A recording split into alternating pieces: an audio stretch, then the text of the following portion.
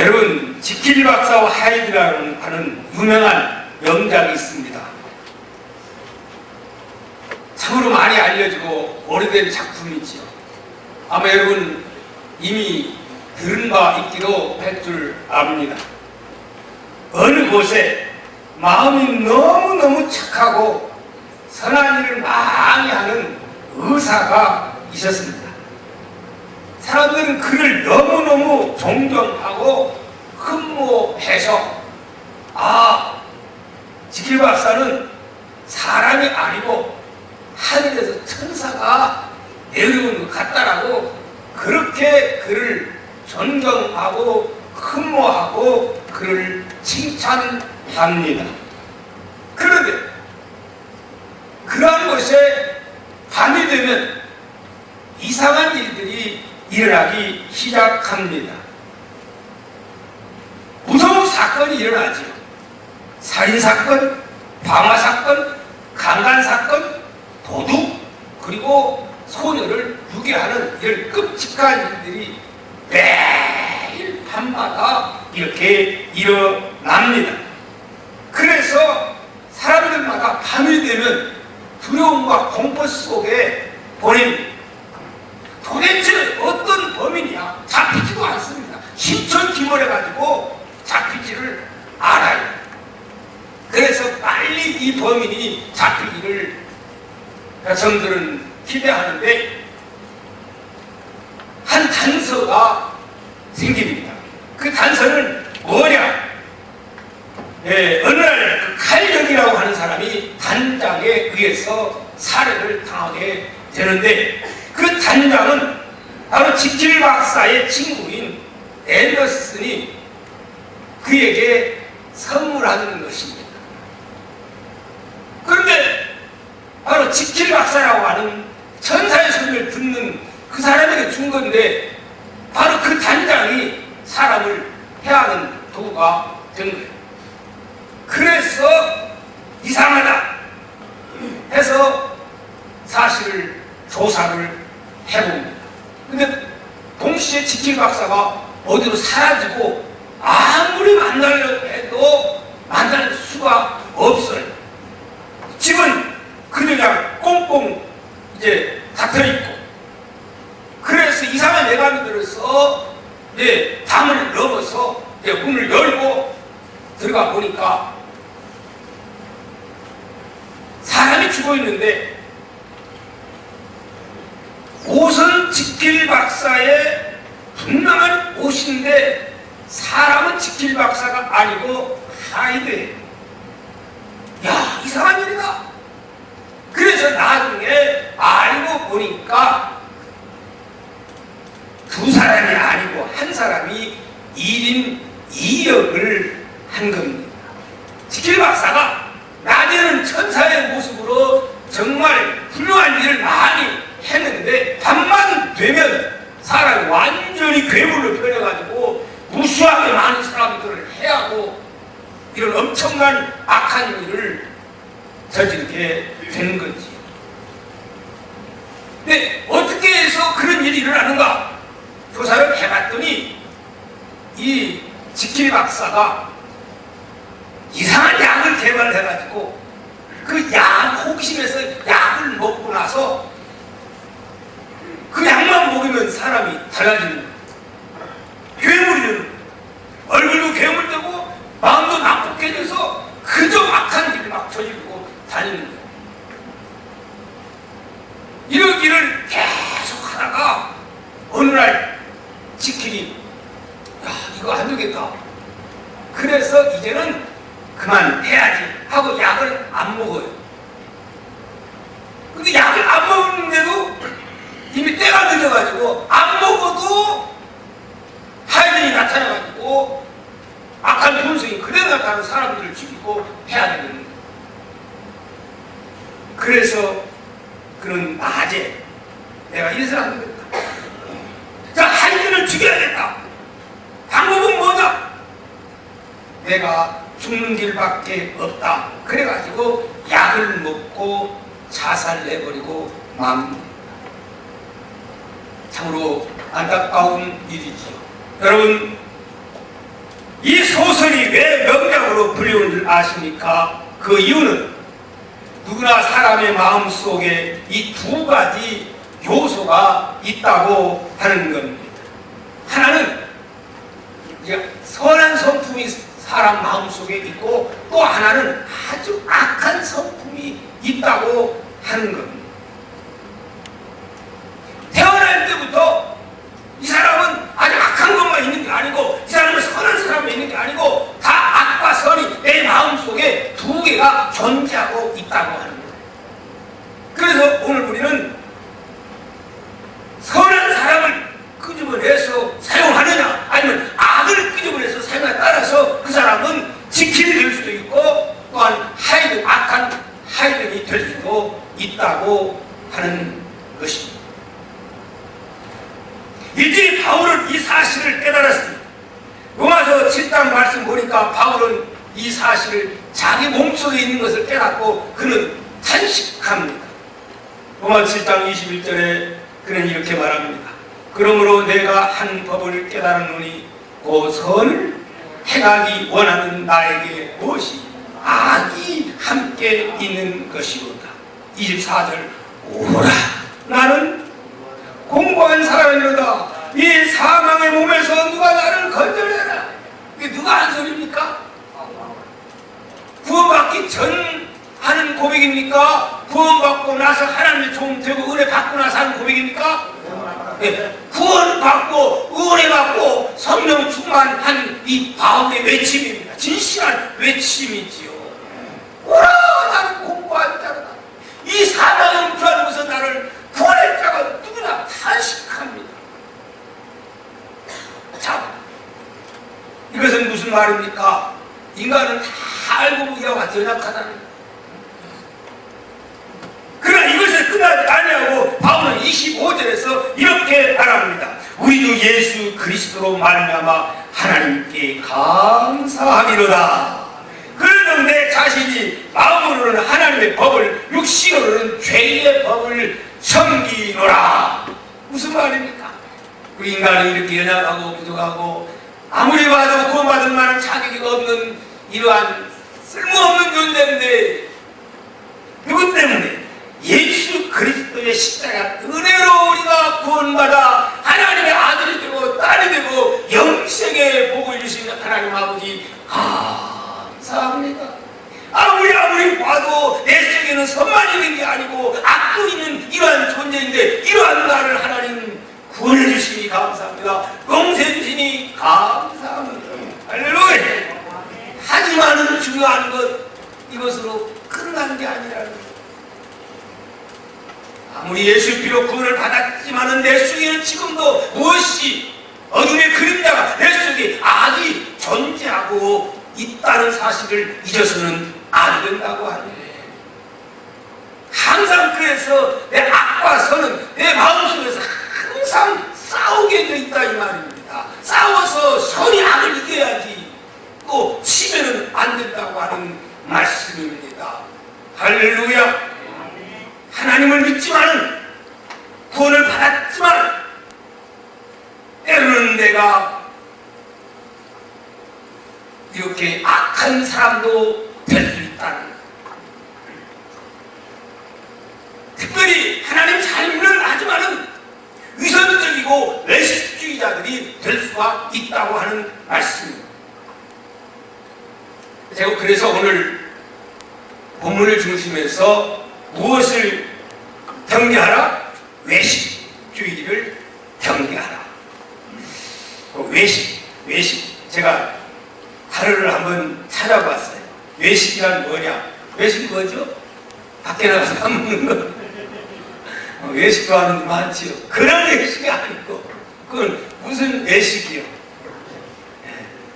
이거 찾아보니까 거칠해.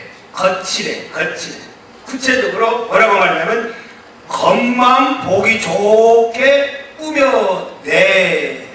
뭐만 보기 좋게? 겉만 번지르하게 꾸며내는 것. 꾸며내. 또 그러면 됩니다. 위선을 찾아봐서 위선은 뭐냐? 이것도 비슷한데 겉으로만 착한 체함. 무엇으로만? 되겠어요. 그래서 이제 외식 경계니까, 그러면 경계라고 하는 무슨 말이냐? 따라합니다. 옳지 않는 일이나 잘못된 일들을 하지 않도록 타일러서 주의하게 함. 그러니까 한마디로 말한다면 외식해서는 안 된다. 하나님 믿으면서 외식기가 되면 안 된다. 이것을 예수님이 누구에게 지금 경계하는 말입니까? 타이르는 말입니까? 바리새인들이 하는 말입니까? 아니요. 오늘 예수님을 믿는 사람들, 그때 당시는 예수님의 제자들, 사도들에게 이런 경계의 말씀을 주신 말씀입니다. 곧 오늘날로 말하면 누구에게? 목사님, 믿음의 지도자들에게, 리더들에게, 하나님을 잘 믿는다는 사람들에게 예수님이 지금 경계로 주시는 말씀입니다. 무엇을 경계해야 되느냐? 외식주의를 경계하라, 위선을 경계하라. 그러면 그 당대에 가장 외식주의자고 또 위선주의의 사람들이 누구였느냐? 자, 오늘 본문 말씀을 한번 읽어보도록 하겠습니다. 시작. 38절. 예수께서 가르치실 때에 이르시되 긴 옷을 입고 다니는 것과 시장에서 문안받는 것과 회당의 높은 자리와 잔치의 윗자리를 원하는 서기관들을 삼가라. 그들은 과부의 가산을 삼키며 외식으로 길게 기도하는 자니 그 받는 판결이 더욱 중하리라 하시냐. 누구에게 하는 말씀이며 제자들에게 하신 말씀입니다. 누구를 상가라? 쉽게 말하면 바리새인, 서기관들을, 그들의 모습을 본받지 말아라. 그들을 따르면 안 된다. 그들은 율법주의자입니다. 율법주의자의 특색이 뭐냐면 외식입니다. 외식. 겉으로 볼 때는 그 율법을 이루기 위해서 정말 그럴듯하게 나는 율법을 준수했다 하고 내놓으라 하면서 많은 사람들에게 율법을 지킨다고 하는 것을 보여주는 사람들이 누구냐면 당대의 바리새인이었습니다. 그 바리새인 가운데 서기관이 나옵니다. 그래서 예수님은 당대 가장 복음주의 사람들이 경계할 것이 바로 이 서기관들을 경계해야 된다고 말씀을 하고 있는 것이죠. 예, 이들에 대해서 구체적으로 그들의 외식을 지적하는데, 첫째는 그들은 어떤 옷을 입고 다녔다 했어요? 긴 옷을 입고 다녔다. 이런 사람을 상관합니다. 긴 옷을. 이건 두루마리입니다. 두루마리. 아주 거룩한 제사장들이 있는 것처럼 옷이 그냥 이렇게 폼 딱 잡고 이렇게 긴 두루마리. 예. 그러면 일반인들하고 서기관들하고 이렇게 구별된 옷입니다. 그래서 이 옷에는 여기다가 뭘 넣냐면 이 경물을 달 수 있는, 성물을 넣을 수 있는 집까지 있어요. 그래가지고 어디다 이마에다 딱 붙이고 여기다 붙이고 그러면서 다니면 거리를 이렇게 활보하고 다니면 야, 서기관님이 다니시는구나 이러면서 그들에게 경의를 표합니다. 근데 어떻게 보면 사람들은 그 모습 보고 굉장히 존경하고 흠모하는데 예수님은 뭐라고 말합니다.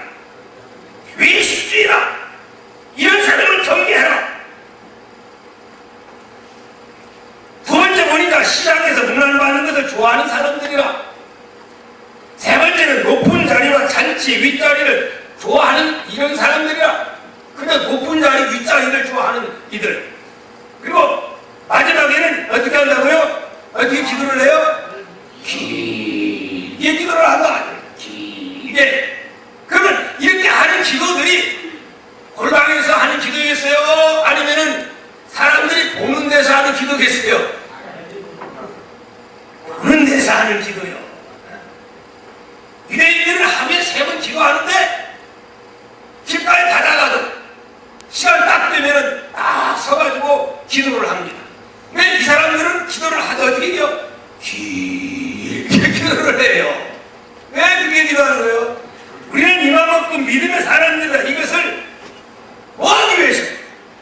사람들에게 보여주기 위해서.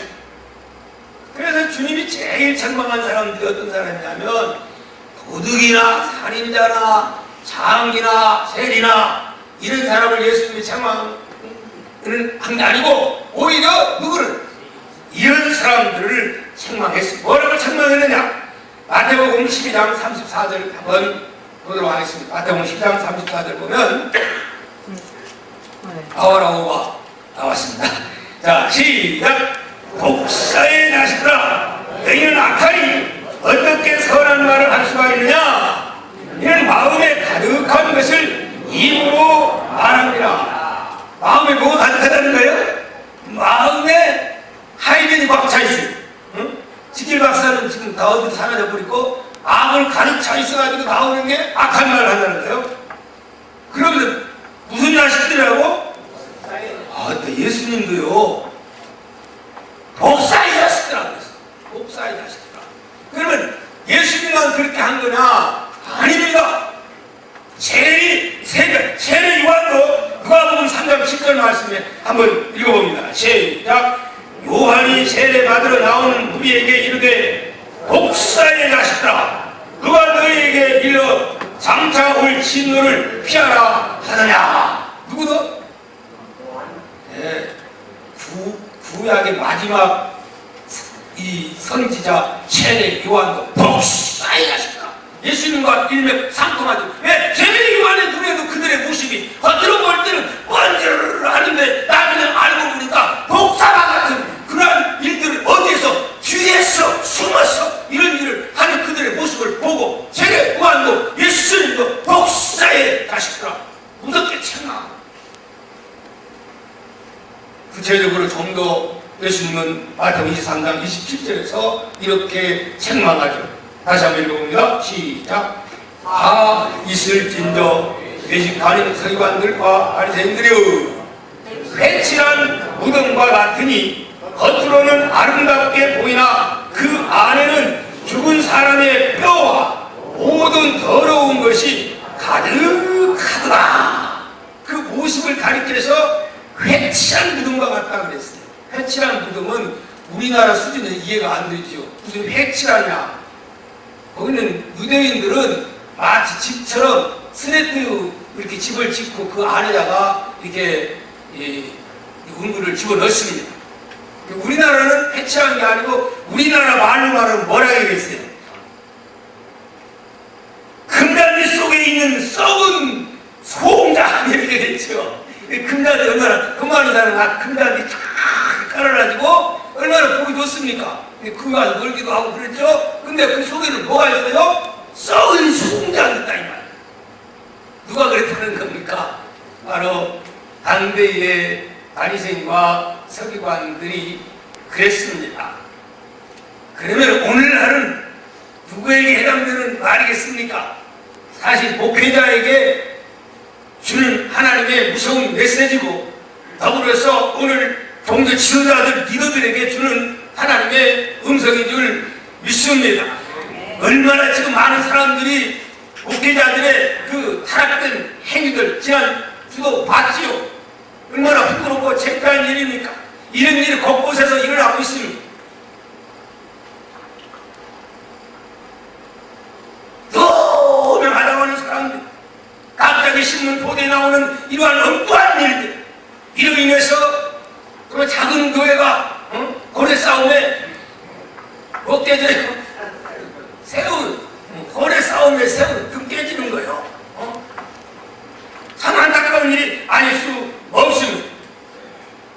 이번에 그 모모 목사님 사실 알고 보면 자녀를 교육하다 보면 옛날에 저도요 많이 맞고 자랐어요. 엄청나게 많이 맞았어요. 나는 장남이라 대표로 맞았어요. 우리 아버지 열받으면요 엎드려 막 집어 던져버리는 거야. 수다 쓰고 집어 던져버리는 거야. 여기 맞으면 박살나는 거예요.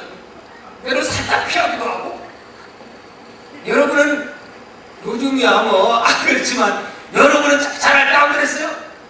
세서 많아서 옛날에. 요즘은 그러면 안 돼요. 시대가 바뀌었어요. 근데 양반이 물론 얼마나 이따금 내가 바꿔놓고 왔어. 환경을. 똑같은 상황. 그럴 수도 있겠다. 근데 중요한 것은 실수해서 그런 일이 일어났으면 어떻게 해야 됩니까? 목사가 회개해야죠. 당연히 신고하고. 그런데 그게 안 된 거예요. 그게 안 된 거예요. 왜 안 됐어요?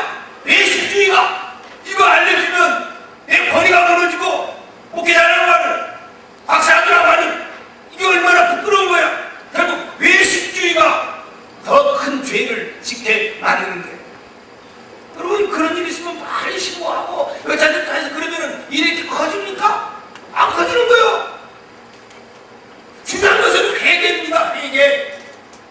그럼 이 지나친 외식주의가 회개를 못하다. 바리새인 설교하는 가장 큰 문제는 뭐냐? 지나친 외식주의가 겉으로는 경건하기 때문에 자기가 의로운 것처럼 그렇게 생각하기 때문에 회개가 나와요 안 나와요? 안 나오는 거예요. 나는 의롭다 이렇게 생각하는 거예요. 그런 사람들이 예수님 앞에 나와서 죄를 자복하고 회개를 하겠습니까? 안 하는 거죠. 이것이 큰 문제가 된 겁니다. 사랑하는 성도 여러분, 오늘 우리는 외식주의를 경계해야 될 줄 믿습니다. 마태복음 6장 1절 이하에 보면 구체적으로 이런 외식을 주님은 경계시키는 것을 보게 됩니다. 한번 1절을 6장 1절 한번 읽어보도록 하겠습니다. 시작. 사람에게 보이려고 그들 앞에서 너희 의를 행하지 않도록 주의하라.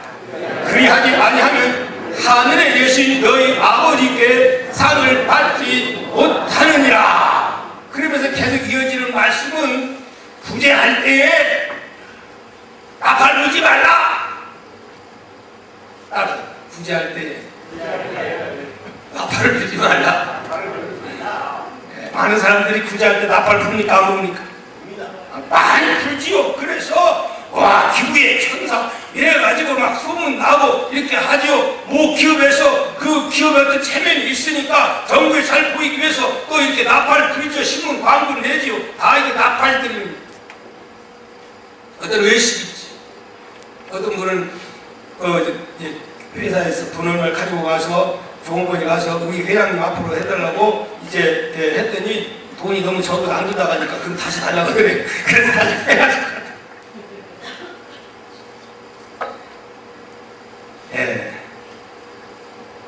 오늘 현대인들의 가장 큰 문제는 뭐냐? 지나친 외식주의입니다. 사실 제가 이 설교하면서도 나에게 하는 설교 같아가지고 참 이게 내용도 바꿔볼까 하지만 마음에 그렇지 않아가지고 이 설교를 하면서 굉장히 부담이 돼요.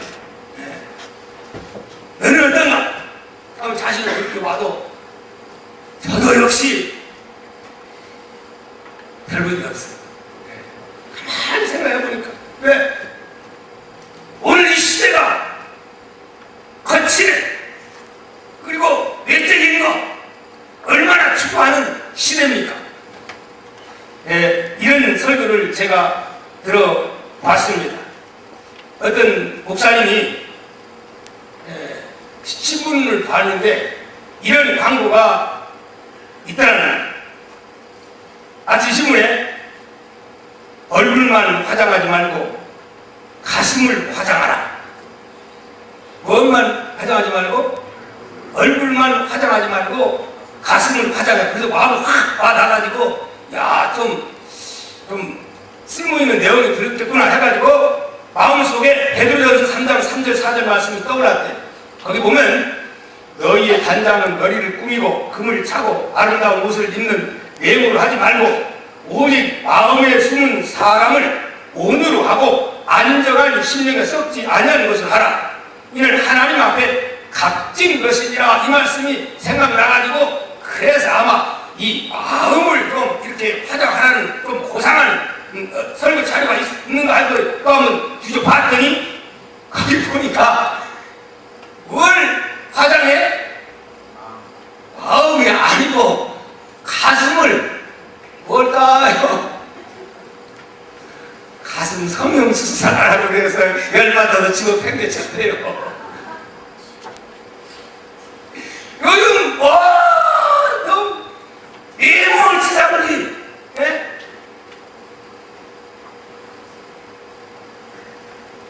날법석이죠.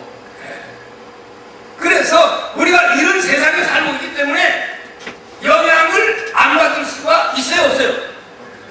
있지요. 어쩔 수 없는 거예요.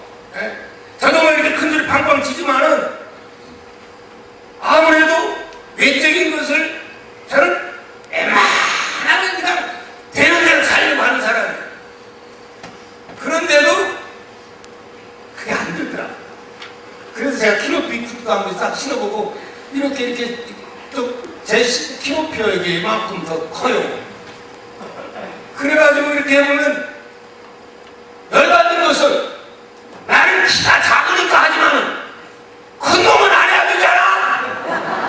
큰 놈은 더 큰 거 안 해. 아니 1m 80인데 뭐해? 그러니 내가 제가해도 되겠어?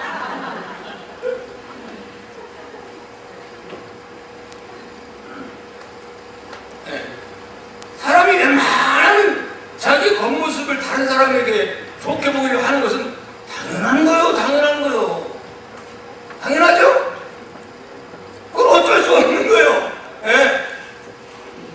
제가요, 저도 이렇게 제가 왜 이 마이크를 잡고 증가했느냐면 사실상은요, 이때 제가 공개를 해야지.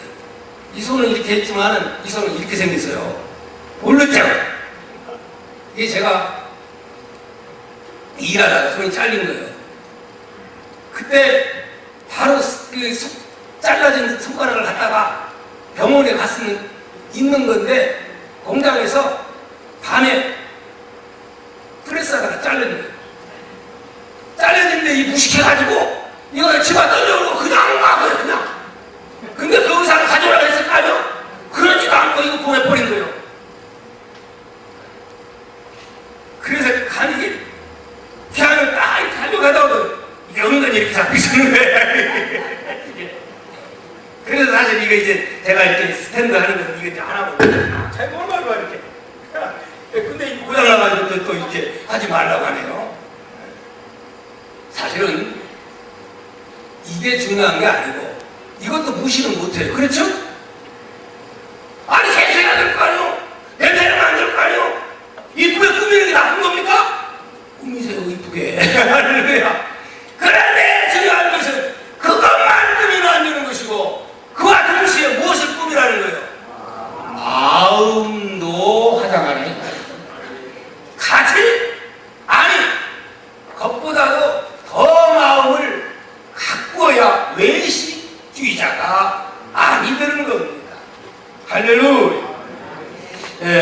어떤 그 유명한 숭사 목사님이 어떤 사건을 장암교회 목사님 전부 뭘로 나누냐면 네 등급으로 나눠서 말하더라고요. 네 등급. 네 박자보다 나는 내 등급이 좋아. 네 등급. 장모 목사님 있죠. 자, 여러분, 자 그러면 4등급은 어떤 사람이냐? 겉도 더럽고 속도 더러운 사람 몇 등급? 4등급. 그러면 3등급은 겉은 더러운데? 아니요. 겉도 더러운데? 아니. 겉은 깨끗하나 속이 더러운 사람 몇 등급이요? 3등급. 자, 그럼 2등급은 뭐겠습니까? 겉은 더러우나 속은 깨끗한 사람 몇 등급이요? 그러면 위선은 몇 등급에 속해요? 아니요, 위선은 4등급, 3등급이지요.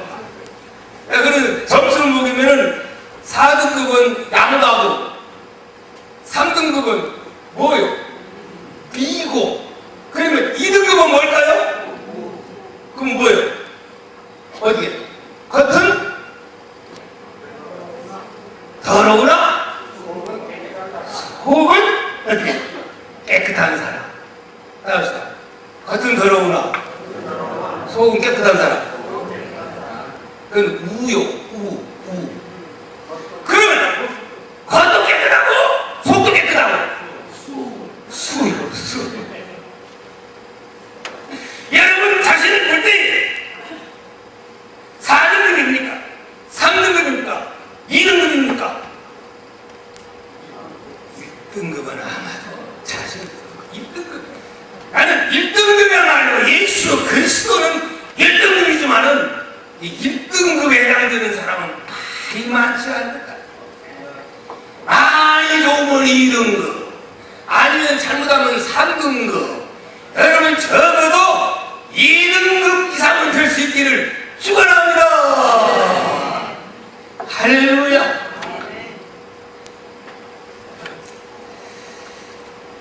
예, 제가 어떤 책을 봤어요. 그 책을 보니까 이런 내용이더라고요. 목회에 성공은 없다. 그래서 너무 제목이 좋아서 읽어봤어요. 읽어봤더니 오늘날 많은 목회자들이, 많은 사람들이 성공을 향해서 지금 질주하고 있다는 거예요. 목사님이 성공했습니다. 아니 나보다 어떤 사람이 목사님이 성공했습니다. 이제 월세에 사는 사람들이 볼 때는 성공한 것처럼 보이지. 성공이 아니라는 거야.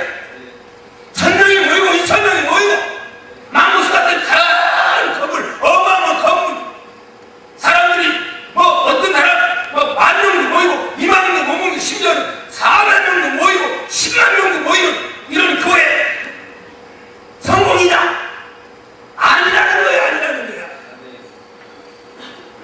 문제는 예수님이 잘했다 착한 종아 겉만 번지를 해서 그게 성공이 아니라는 거예요. 그러면 이것이 목회자에 해당되는 거 아닙니까? 아니요. 우리의 삶 속에도 마찬가지야.